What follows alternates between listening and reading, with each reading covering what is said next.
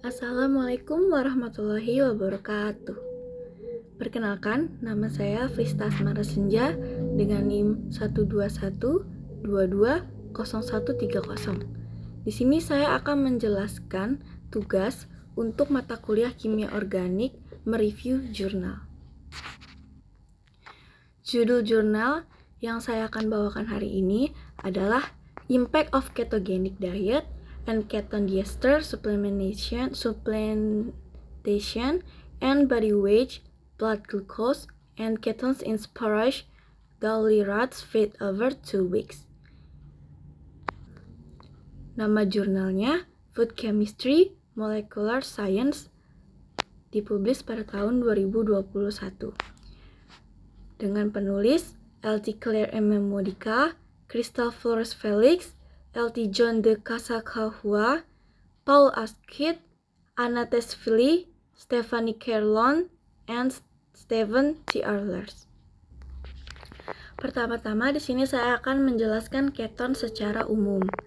Keton adalah gugus fungsi yang dikarakterisasikan oleh sebuah gugus karbonil atau OC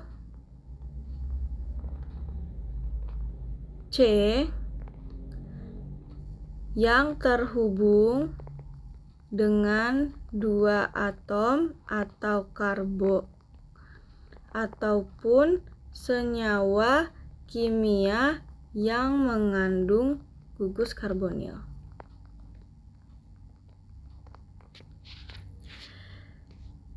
Perlu diperhatikan bahwa pada keton tidak pernah ada atom hidrogen yang terikat pada gugus karbonil.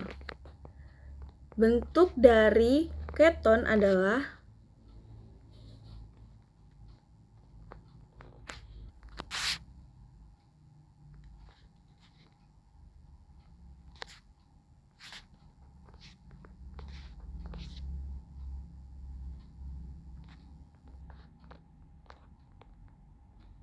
ini adalah bentuk dari keton. Keton adalah hasil akhir dari metabolit lemak. Di dalam tubuh, lemak dipecah menjadi asam lemak hingga senyawa kimia terkecil, yaitu keton.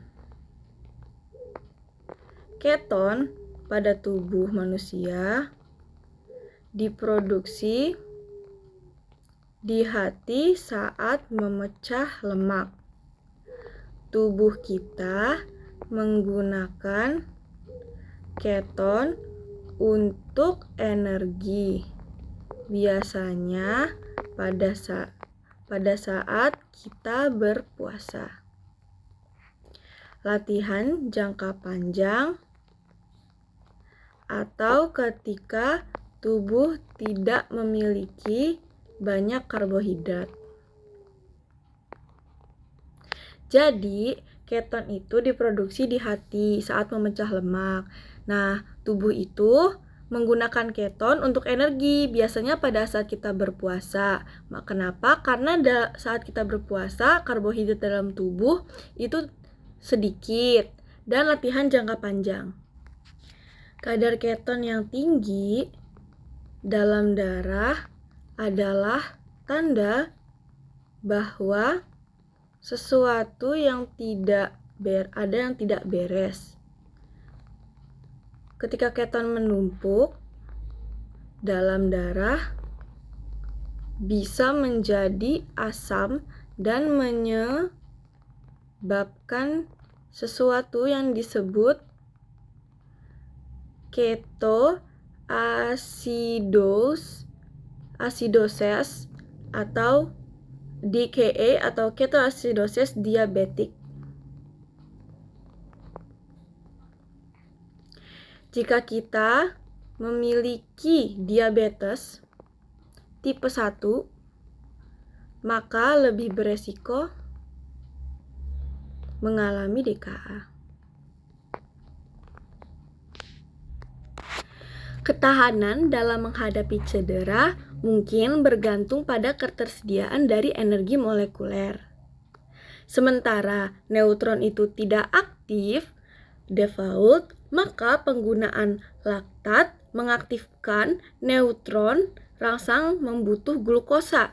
Dia nih butuh glukosa untuk mempertahankan pelepasan dari glutamat. Karena trauma kepala dikaitkan dengan depresi metabolisme glukosa dan dikaitkan dengan berkurangnya ketersediaan dari ATP. Apa itu ATP? ATP adalah nukleus sida triofosfat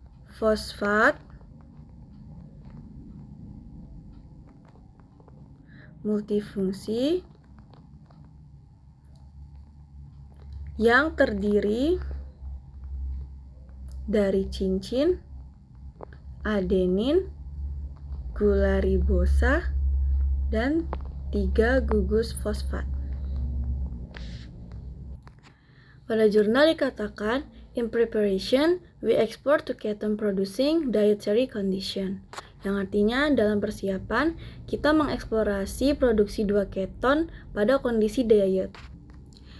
Ketika ketersediaan dari oksigen terbatas pada glukosa tradisional, metabolisme glikosis anaerobik mengarah pada peningkatan produksi laktat, menghasilkan output dari ATP yang berkurang ke hilir. Dalam ketogenesis, apa itu ketogenesis? Jadi, ketogenesis adalah jalur metabolisme yang memproduksi dari badan keton sebagai sumber energi alternatif bagi tubuh. Dalam ketogenesis, langkah glikolitik tidak penting untuk produksi ATP, sehingga glikolisis anaerobik tidak lagi menjadi perhatian. Dalam diet ketogenik atau diet keto adalah sebuah pola makan rendah karbohidrat yang diimbangi dengan asupan tinggi lemak dan protein dalam jumlah sedang.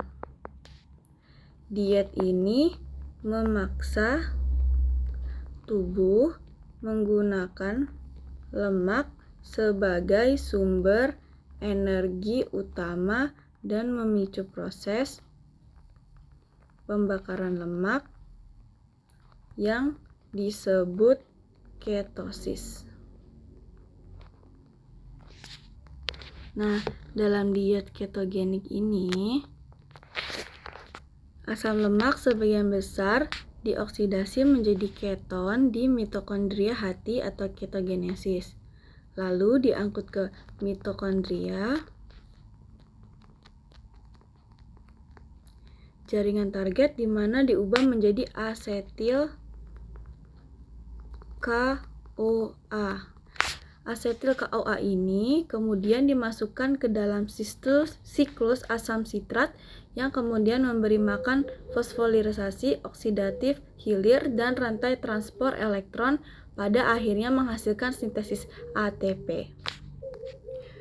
Suplemen keton diester untuk diet pada diet standar atau diet keton ester dianggap bekerja sama dengan cara yang sama. Keton RS 1,3 butanidiol diacetosetate dimetabolisme menjadi 3 badan keton atau beta hidroksibutirat, asetoasetat, dan produk pemecahan spontannya seperti aseton. Lalu badan keton kemudian menggunakan proses yang sama dipompa oleh diet ketogenik untuk mempertahankan dari ketogenesisnya. Kemudian proyek ini meneliti diet ketogenik dan ester keton yang diberi makan dari ad libitum, glukosa darah, keton darah, dan berat badan di bawah kondisi diet ini dibandingkan dengan makanan laboratorium hewan pengerat standar seperti tikus selama 2 minggu pada tikus Sparaju, Dowley, jantan, dan betina. Penelitian ini telah disetujui oleh Protokol Institut Penelitian Angkatan Darat Walter Reed atau Pusat Penelitian Medis Angkatan Laut, Komite Perawatan dan Penggunaan Hewan Konstitusional, dan semua prosedur kesehatan dan keselamatan institusi telah dipatuhi. Pada penelitian ini digunakan tikus untuk penelitiannya. Pada penelitian dibutuhkan perbandingan awal, sehingga untuk perbandingan awal diet ketogenik dengan diet standar, 8 tikus jantan dan 8 tikus betina Sparaju Dowley secara acak ditugaskan ke salah satu diet selama 2 minggu dengan memberi makan melalui fungsi penghasil angka acak di SPSS. Berat badan, kadar glukosa darah, dan kadar keton pada tikus diukur setiap hari. Darah diambil sampelnya di vena ekor setiap hari dan dianalisis dengan meteran glukosa darah atau keton presisi. Pengamatan kondisi diet ketogenik selama perbandingan awal antara diet ketogenik dan diet standar dikonfirmasi oleh sampel diet ketogenik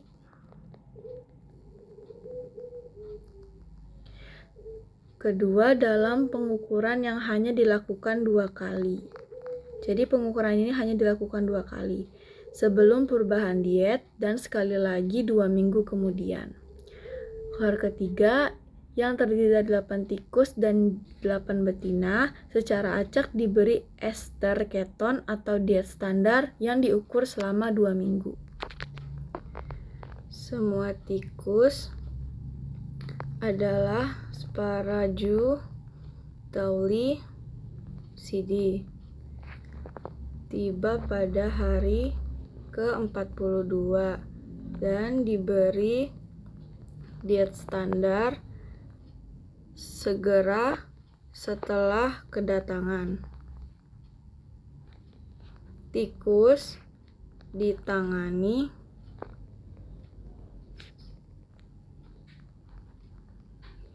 dua kali selama 3 hari.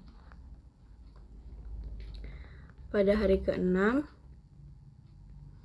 tikus dibiarkan dengan diet standar atau diubah menjadi diet ketogenik atau keton ester di umur 48 hari. Tikus dilanjutkan pada kondisi diet percobaan selama 2 minggu di umur 62 hari. Dengan pengecualian rekaman dasar dalam kondisi keton ester, semua rekaman lintas kohort direkam kira-kira terpisah 1 hari penuh. Karena masalah palatabilitas, tikus dengan diet keton ester diperkenalkan ke konsentrasi suplemen secara bertahap selama 3 hari. Sebelum hari pertama diet keton ester, pada hari ketiga, diet standar dicampur setengah-setengah dengan keton diet ester, sehingga rekaman awal diambil 3 hari sebelum dimulainya diet bersyarat di usia 45 hari. Pengukuran dilakukan pada usia 68 hari. Dalam kohort diet ketogenik pertama tidak dimasukkan. Pengukuran ini dilakukan pada peralatan yang berbeda di ruangan yang berbeda dan waktu yang berbeda. Jadi penelitian ini dilakukan pada tikus jantan dan betina yang dilakukan di tempat dan ruangan serta peralatan dan waktu yang berbeda. Sebaliknya, pengukuran yang dilakukan pada sore hari sebelumnya dianggap sebagai tindak lanjut terakhir untuk perbandingan dengan kohort diet ketogenik kedua. Jadi, tadi kan ada pembandingnya.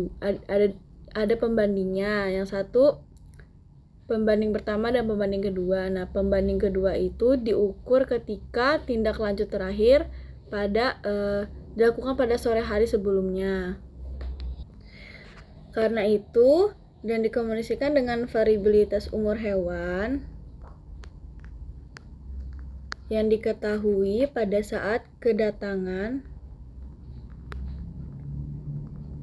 dari distributor karakterisasi waktu harus dianggap akurat dengan kesalahan kurang lebih 1 hari, tidak boleh lebih. Untuk mendapatkan perbandingan yang terkontrol, maka kohort diet ketogenik dan kohort keton ester diperiksa secara paralel dengan kohort diet standar masing-masing pada rak perumahan yang sama pada waktu yang sama. Keton, berat badan, dan glukosa dibandingkan dengan analisis kovarian.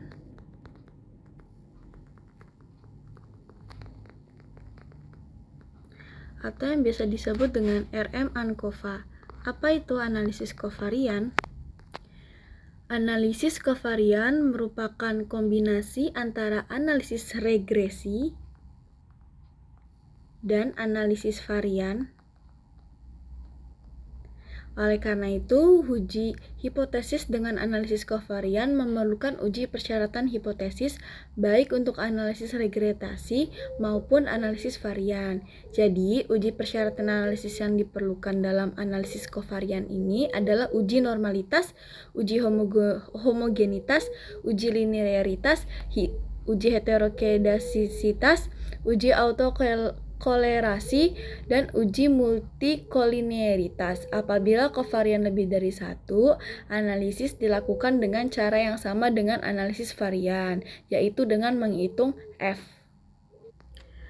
Untuk membuat langkah-langkah perhitungan ANACOVA atau analisis kovarian ini, yang pertama membuat tabel kerja ANACOVA, melakukan perhitungan sumber variasi total atau residu, sumber variasi dalam atau dalam residu, sumber variasi antar, menghitung derajat kebebasan, menghitung rata-rata kuadrat atau RK, menghitung harga F, dan kesimpulan. Pada penelitian ini, analisis kovarians pengukuran berulang 2 arah antara masing-masing kelompok diet eksperimental bersyarat dan kelompok diet standar kontrolnya. Diet keseluruhan dianalisis dalam RM-ANCOVA dengan memeriksa efek antar subjek. Interaksi diet dengan waktu dianalisis dalam subjek dengan menggunakan statistik rumah kaca Geiger dalam model RM-ANCOVA.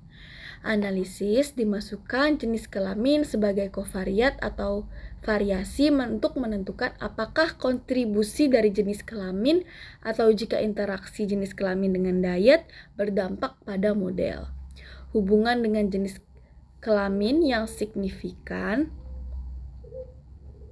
Kontribusi selanjutnya dianalisis dengan varian tindakan berulang atau RM-ANOVA antar jenis kelamin dan dalam setiap diet. Pengukuran dari kohort diet ketogenik awal dan ketogenik berulang yang dijalankan untuk konfirmasi dibandingkan dengan RM-ANCOVA yang mengontrol jenis kelamin.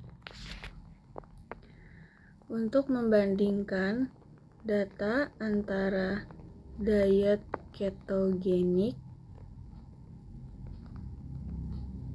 dan kelompok keton ester, ukuran efek dinilai menggunakan nilai rata-rata variasi dari masing-masing diet. Standar terkontrol dari waktu ke waktu.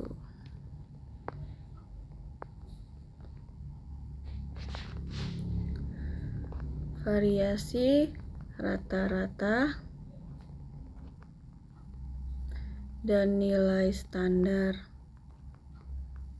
deviasi untuk setiap hari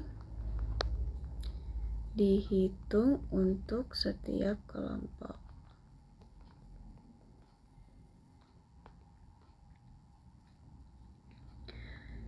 Dari hasil ini menghasilkan nilai Y keton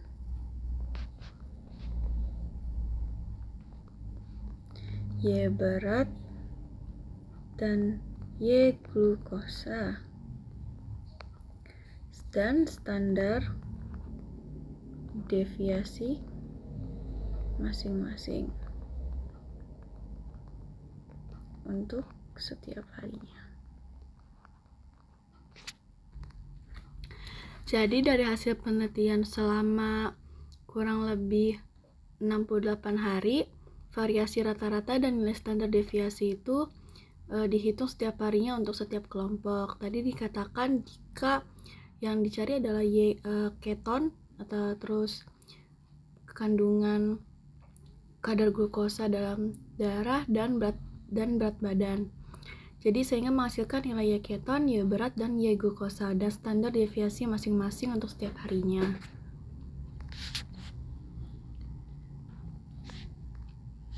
Nah, kemudian semua nilai Y dan standar deviasi di rata-rata dari waktu ke waktu.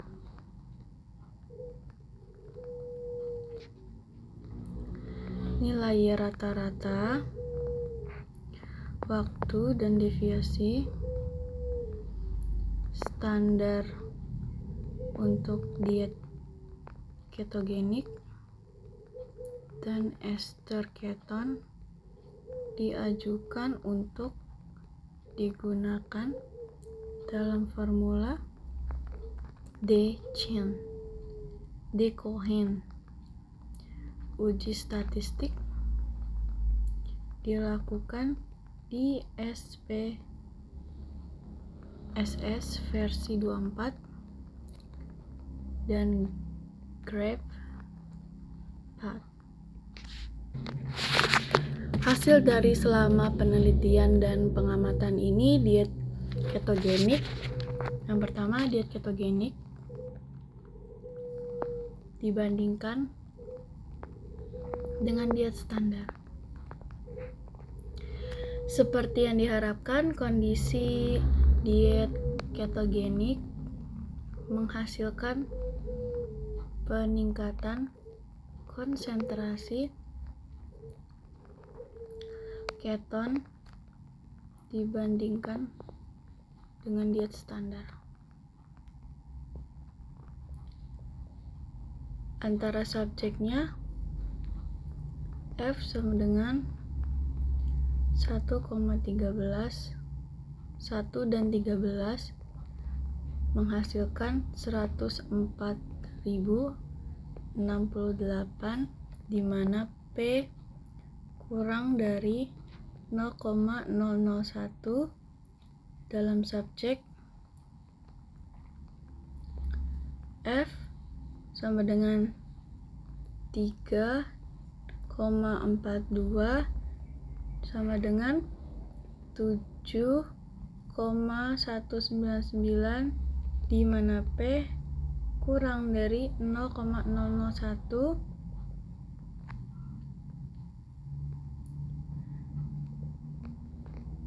seperti ini gambarannya. Di sini di mana laki-laki atau tikus jantan lebih berat dibandingkan tikus betina. Namun, seiring waktu, perubahan berat badan tidak bervariasi antara jenis kelamin dalam kondisi diet ketogenik. Dalam subjek,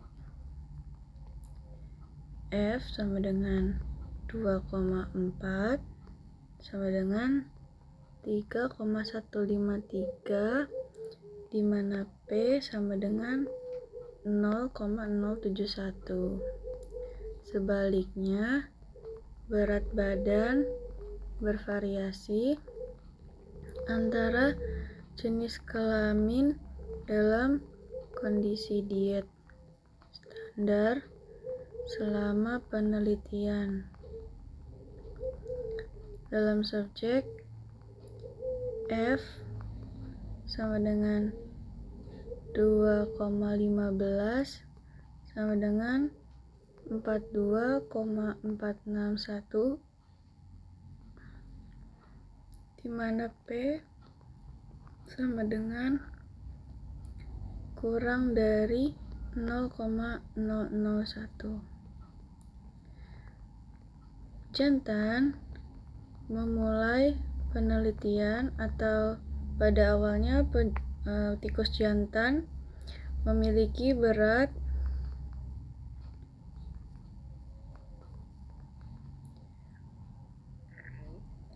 204,2 plus minus 14,1 gram.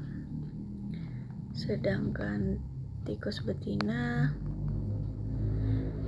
dengan berat awal 172,6 plus minus 15,2 gram. After 2 weeks atau setelah 2 minggu, jantan dan betina dengan diet standar secara konsisten mengalami peningkatan berat badan dengan tikus jantan berakhir pada berat 297,8 plus minus 15,1 gram, dan berat betina pada 214,0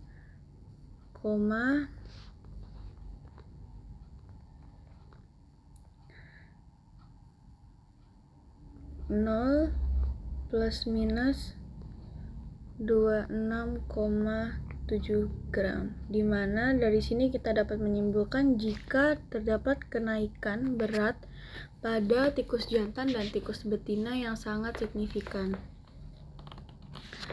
Peningkatan pada jantan sebanyak 31% dan pada betina sebanyak 19%. Sebaliknya, bobot hewan tetap relatif konsisten sepanjang waktu dalam kondisi diet ketogenik. Dialami penurunan sebanyak 4% pada jantan dan 4% kenaikan pada betina.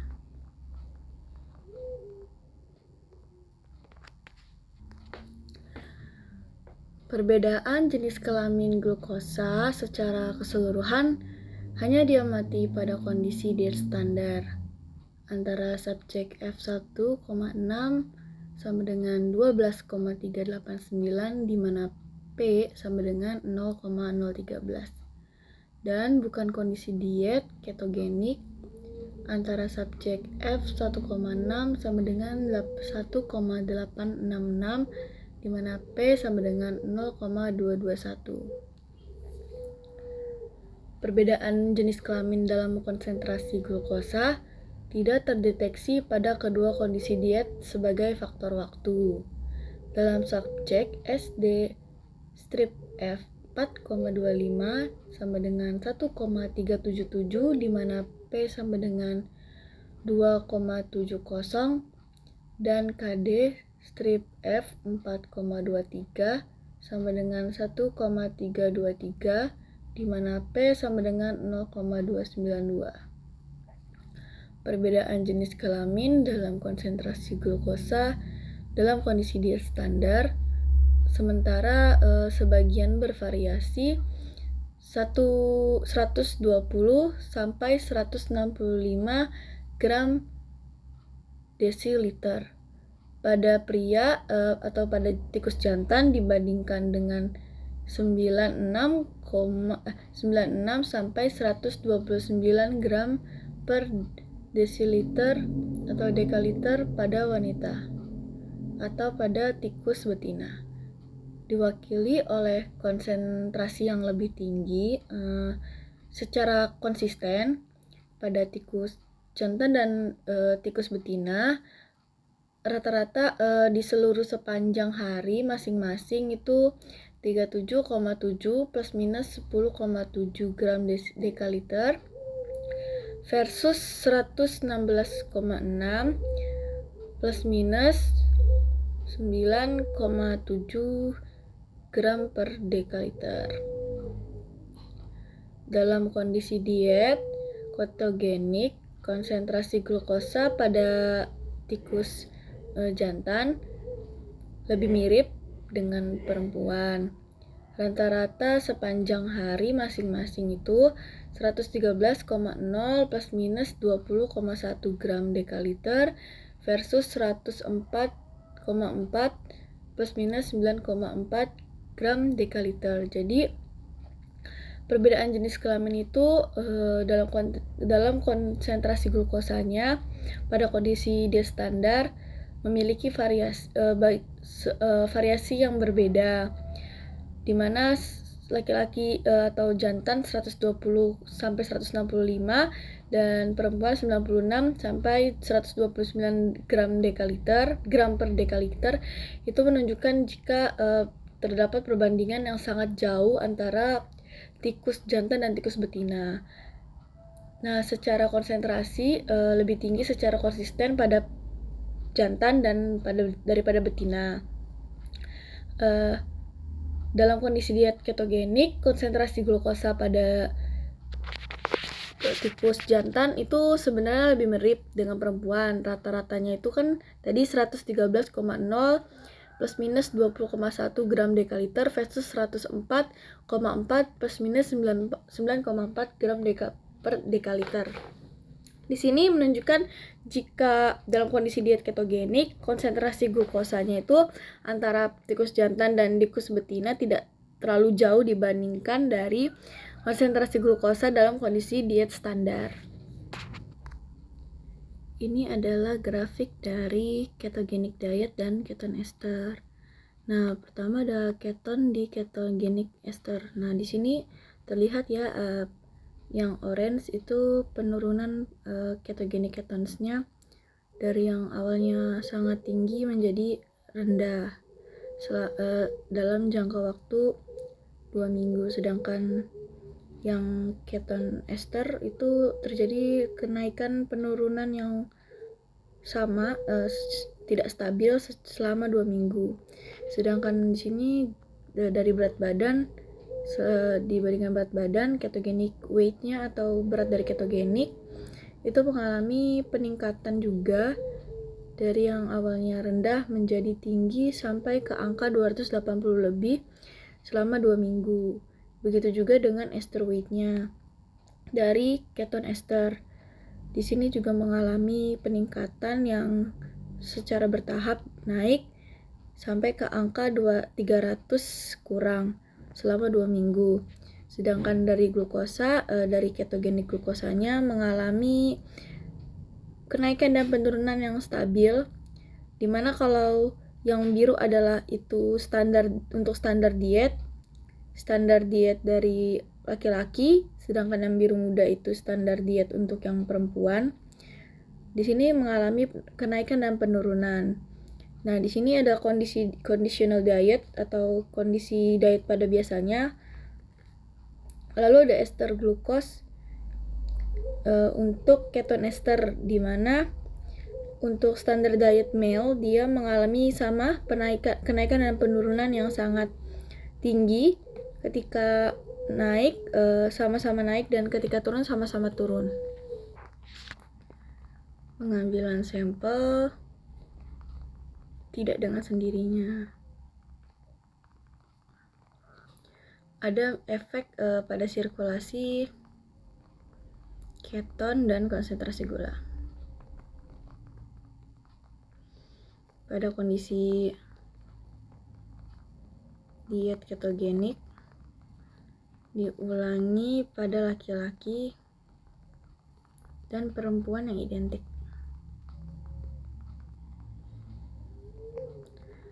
Dalam pengambilan sampel kedua ini pengukuran diambil hanya di awal sebelum kondisi memulai diet dan pada tindak lanjut, atau setelah 2 minggu diet bersyarat tanpa pengambilan sampel diantaranya. Keton, berat badan, dan glukosa dibandingkan antara set asli dan berulang mengendalikan jenis kelamin dan tidak ditemukan perbedaan yang signifikan antara RM ANOVA P lebih dari 0,05. Yang kedua ada suplemen ester keton dibandingkan dengan diet standar. Kondisi keton ester memiliki efek keseluruhan pada peningkatan konsentrasi keton antara subjek F sama dengan 1,13 sama dengan 22,610, di mana P sama dengan masih sama, yaitu kurang dari 0,001, tetapi tidak menunjukkan efek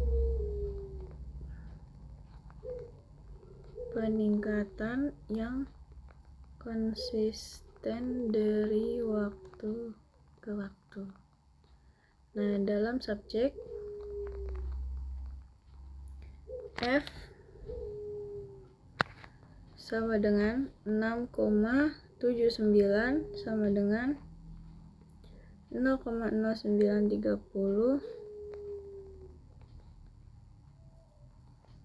di mana P sama dengan 0,479. Jumlah berat badan yang diperoleh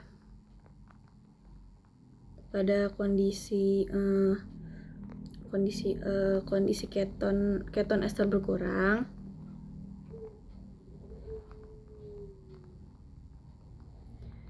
dibandingkan dengan kondisi diet standar antara subjeknya itu F sama dengan 1,13 sama dengan 2,857, di mana P sama dengan 0,115. Di sini mengalami peningkatan, yaitu dengan P dari kurang dari 0,001 menjadi 0,115 dalam subjek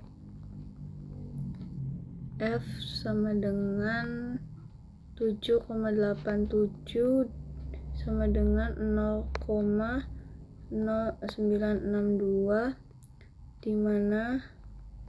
dimana P seharga 0,462. Di sini jenis kelamin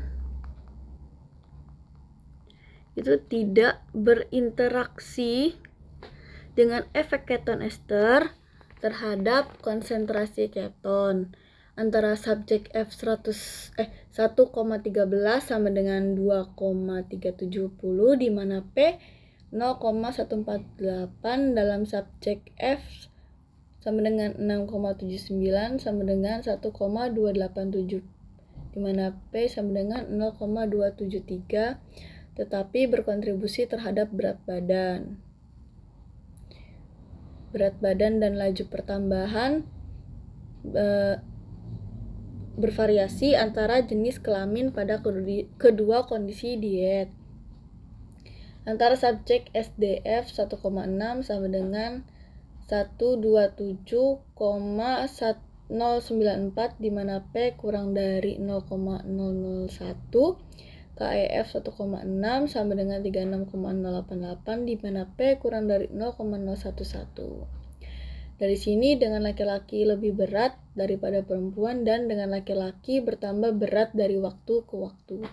Jadi tikus yang telah diteliti ini pada diet keton dan diet standar, pada diet keton mengalami penambahan berat badan yang sangat signifikan, tetapi berat laki-laki itu jauh lebih berat dibandingkan perempuan, karena pada awalnya saja tikus dengan jenis kelamin laki-laki lebih berat dibandingkan tikus berjenis kelamin betina.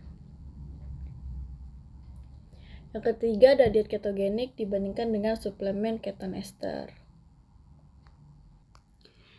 Setelah 2 minggu, perubahan pola makan baik kondisi pada diet ketogenik dan diet kondisi keton ester menyebabkan satu, ada peningkatan dari sirkulasi keton, dan penurunan dari berat badan. Terkait usia pada tikus dewasa awal yang normal, diet ketogenik menghasilkan peningkatan keton yang lebih besar dibandingkan keton ester dan diet ketogenik, mencegah kenaikan berat badan, sementara keton ester hanya melemahkannya. Jadi pada diet ketogenik ini menghasilkan keton yang lebih besar dibandingkan pada diet keton ester, dan diet ketogenik itu fungsinya untuk mencegah kenaikan berat badan, sementara keton ester hanya melemahkannya.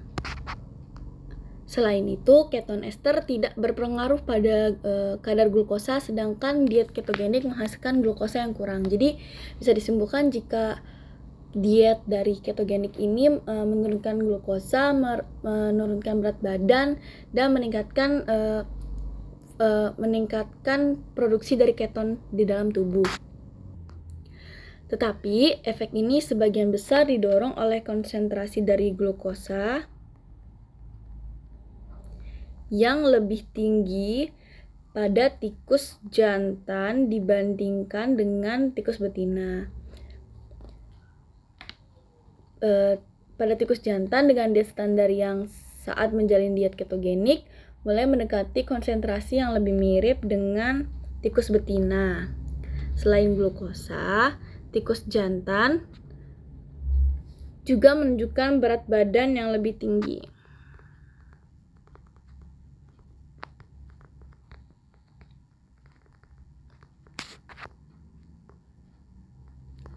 Jadi pada tikus jantan ini glukosanya dia menunjukkan berat badan menunjukkan glukosa yang lebih tinggi dibandingkan yang perempuan. Lalu berat badannya juga penambahan berat badan lebih tinggi dibandingkan diet standar pada betina. Pada ester keton, laju pertambahan berat badan berkurang pada semua tikus dengan interaksi jenis kelamin yang membuat laju pertambahan berat badan tikus jantan itu terlihat lebih mirip dengan laju pertambahan betina. Pada diet ketogenik, kenaikan berat badan dicegah seluruhnya untuk menciptakan batas yang lebih rendah dalam perbandingan tingkat kenaikan berat badan tikus jantan dan wanita dibandingkan dengan diet standar. Secara keseluruhan, meskipun diet ketogenik dan kondisi keton ester memiliki efek yang sama, efek dari diet ketogenik ini lebih besar dan tikus jantan umumnya dipengaruhi oleh perubahan pada pola makan pada tingkat yang lebih besar daripada tikus betina. Dan diet ketogenik telah diresepkan sebagai pengobatan untuk penyakit metabolik, kanker, dan gangguan kejang.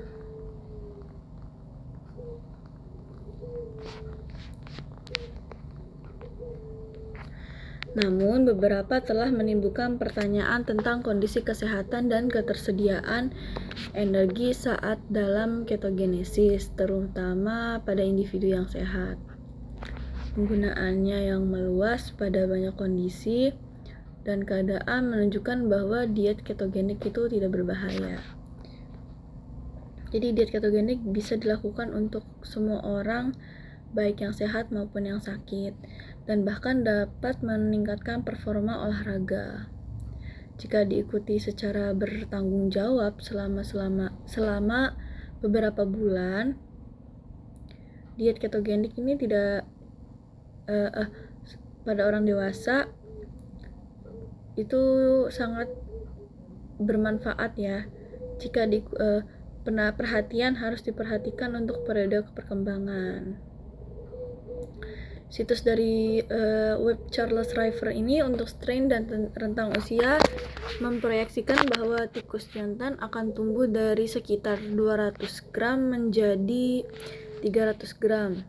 Sedangkan pada tikus betina akan tumbuh dari berat dari 175 gram menjadi 200 gram. Dari sini kita bisa melihat jika diet ketogenik ini dapat meningkatkan berat dari tikus, hasil diet standar akan mencerminkan ekspektasi seperti selama periode 2 minggu tikus jantan itu bertambah 50% dari berat badannya dan tikus betina bertambah 15%. Kenaikan pada tikus jantan tentu lebih besar dari kenaikan tikus jenis betina karena tikus jantan akan lebih banyak membutuhkan energi dan memecah lemak menjadi keton. Kenaikan berat badan ini dicegah pada pakan diet ketogenik. Jadi para peneliti ini melihat tikus memakan pakan diet ketogenik dan penelitiannya menemukan bahwa tikus yang mengkonsumsi pakan yang sama ini mengkonsumsi lebih banyak kalori per gram dibandingkan dengan diet standar. Namun pada penelitian ini baik konsumsi makanan maupun aktivitas itu tidak dicatat, sehingga sulit untuk mengetahui apakah kalori yang dikonsumsi lebih sedikit atau lebih banyak kalori yang dikeluarkan. Data perilaku masa depan yang keluar dari proyek kami lebih besar membantu menjelaskan pertanyaan-pertanyaan ini. Tikus berada di masa dewasa awal, tetapi jika fenomena ini terjadi di masa muda, perkembangan normal dapat terpengaruh karena pada metabolisme tubuh manusia atau tubuh tikus dengan rentang usia yang sudah dikatakan tua itu lebih sulit untuk mengolah suatu makanan menjadi energi yang sebaiknya. Tetapi kekhawatiran lain perlu diperhatikan saat data yang diamati pada tikus jantan dengan diet standar.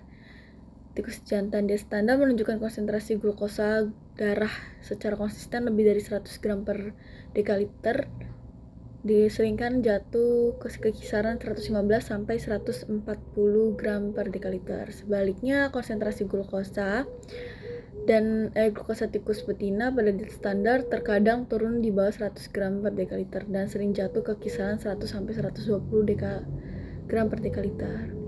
Ketika ditempatkan pada diet ketogenik, konsentrasi dari glukosa pada tikus jantan itu mulai menyerupai konsentrasi glukosa pada betina. Berarti pada pada waktu tertentu tikus jantan ini mengalami penurunan glukosa yang sebenarnya jika dialokasikan kepada tubuh manusia itu tidak baik karena bisa menjadikan suatu permasalahan yang baru. Pada pola berat badan dan tingkat penambahan berat badan atau kekurangannya mencerminkan pola konsentrasi glukosa antara tikus jantan dan betina di seluruh kondisi diet standar dan ketogenik.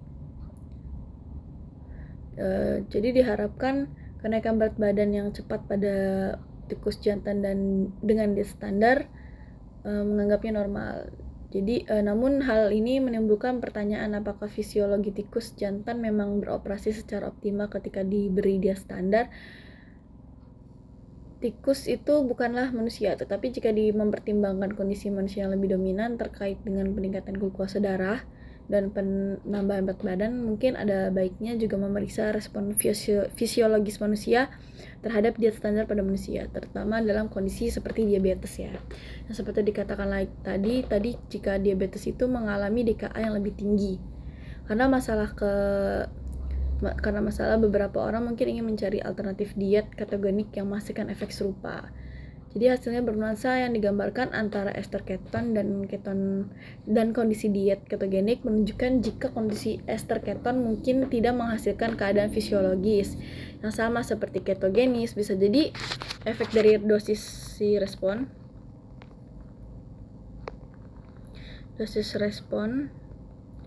dan jika telah terjadi peningkatan jumlah ester keton ke dalam umpan, itu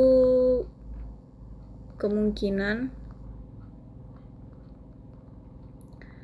menghasilkan hasil yang lebih mirip dengan diet ketogenik. Tapi jika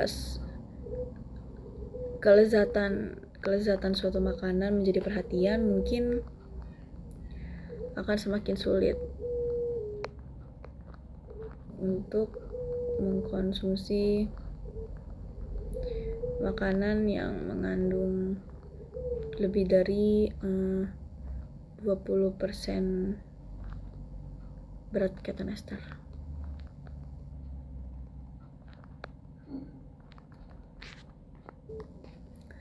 Jadi ada beberapa jalur untuk mencapai metabolisme keton ini. Dalam studi, jika kita menemukan tikus dengan diet ketogenik memiliki konsentrasi yang memuncak sekitar 3 hari. Kemudian diratakan pada konsentrasi yang lebih rendah pada 10 hari, menunjukkan bahwa mereka mungkin telah mencapai keadaan adaptasi pasca hiperketogenik. Seandainya penelitian ini berlangsung lebih lama, kemungkinan keton mereka meningkat cukup tinggi, atau untuk jangka yang waktu lama mungkin tikus dengan diet keton ester akan menjadi lebih mirip dengan diet ketogenik yang diadaptasi. Jadi alternatifnya itu cukup puasa atau mengurangi kalori yang melibatkan ketogenesis. Namun kemungkinan diperlukan puasa secara teratur untuk waktu yang cukup lama, seperti resimen 1 kali makan sehari, atau pengurangan dari makanan yang 1 hari bisa jadi 3 kali menjadi 2 kali untuk meningkatkan konsentrasi keton yang cukup tinggi, cukup lama untuk menjadi stabil tentunya. Demikian juga efek seperti ketogenik dapat dicapai secara substansial untuk mengurangi konsumsi gula dan karbohidrat atau meningkatkan proporsi kalori dari lemak dalam makanan dari waktu ke waktu. Studi adaptasi lemak atau diet keto adaptasi ini memperinci keadaan metabolisme pelestarian glikogen yang jelas atau pemulihan dipercepat dengan pengendara sepeda, pelari daya tahan ultra, tikus, luncuran anjing, kuda pacuan, dan anjing balap yang berhubungan dengan latihan kardiovaskular dan pemulihan.